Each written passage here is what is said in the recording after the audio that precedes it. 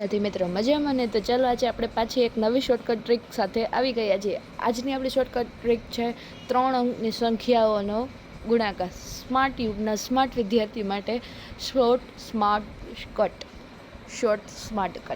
આપણી નવી શોર્ટકટનું નામ છે શોર્ટ સ્માર્ટ કટ SSC। તો ચલો આપણે આજે 3 અંકની સંખ્યાઓનો ગુણાકાર સરળતાથી કેવી રીતે કરી શકીએ એ શીખીએ। તો ચાલો આજે આપણે એક સંખ્યા લઈએ 138 એને ગુણ્યા 146। તો આપણે આજે સ્ટેપ બાય સ્ટેપ શીખવાનું છે કે કેવી રીતે થશે। ચલો પહેલું સ્ટેપ શું છે કે જે આ બે સંખ્યા હોય ને એનો ગુણાકાર કરવાનો। તો 8 એને ગુણ્યા 6 એટલે કેટલા આવે જવાબ તો કે 48। તો 48 આવે ને તો આપણી પાસે જે છેલ્લી ખાલી જગ્યા હોય ને એમાં 8 લખી નાખવાનો। કેરી કેટલી રાખવાની 4। આ વધી 4 રહીને એ આપણે આગલું સ્ટેપ કરશું ને એમાં ઉમેરવાનું। 3 અંકની સંખ્યાનો ગુણાકારમાં હંમેશા યાદ રાખવાનું એક એક અંક લખતું જવાનું જમણી બાજુથી ડાબી બાજુ આપણે લખતું જવાનું। અને એ બીજી જે બે અંકની સંખ્યા હોય તો એક સંખ્યા આપણે શું થશે વધી થશે એટલે કે કેરી થશે।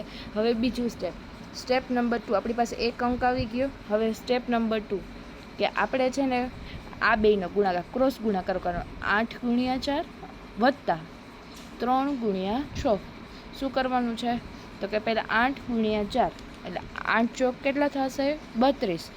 અને બીજું શું છે કે તો કે 3 ગુણ્યા 6 તો 3 ગુણ્યા 6 કેટલા થશે 18। તો 32 વત્તા 18 32 વત્તા 18 કરી એટલે જવાબ શું આવે આપણો 50।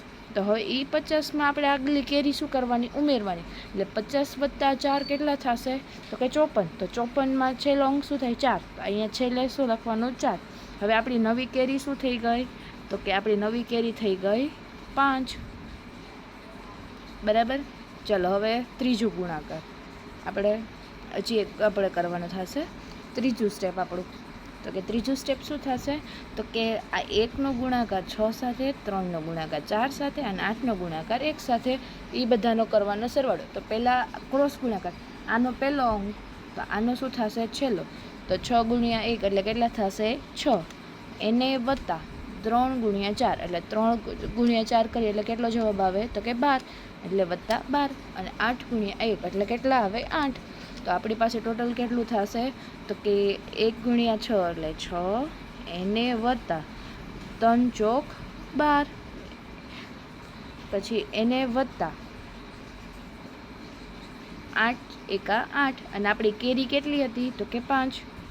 તો હવે આ બધાનો સરવાળો આપણે કરી તો કે 6 વત્તા 12 વત્તા 8 તો કેટલા થશે 26 અને આગલી આપણી 5 કેરી એટલે કેટલા થશે 31। તો 31 આપણી પાસે ટોટલ જવાબ આવ્યો। તો અહીંયા છેલ્લો અંક શું છે તો કે 1 તો અહીંયા શું લખી નાખવાનું 1 અને 3 આપણી શું થઈ જશે કેરી। તો ચાલો ફરીથી આપણે એક નવું સ્ટેપ કરીશું।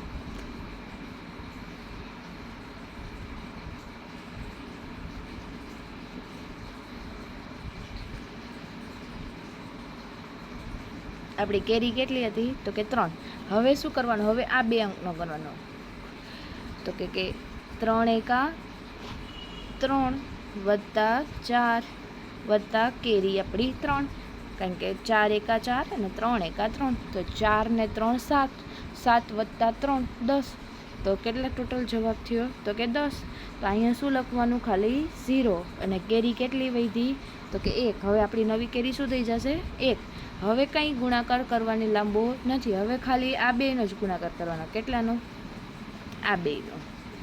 તો 1 એકા કેટલા થશે 1 અને આપણી વત્તા 1 આપણી આ કેરી તો કેટલા થયા 2 થઈ ગયું।